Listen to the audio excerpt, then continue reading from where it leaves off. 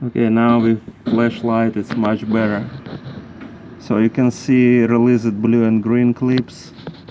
And again, start with seeing another video for other guy, and he did a great job.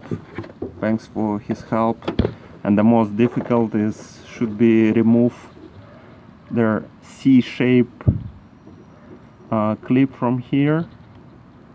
And he used a nice tool, but I was managed to do it with the driver side door with most simple screwdriver. Just a small flat screwdriver. So here I'm hoping to use two small screwdrivers like this.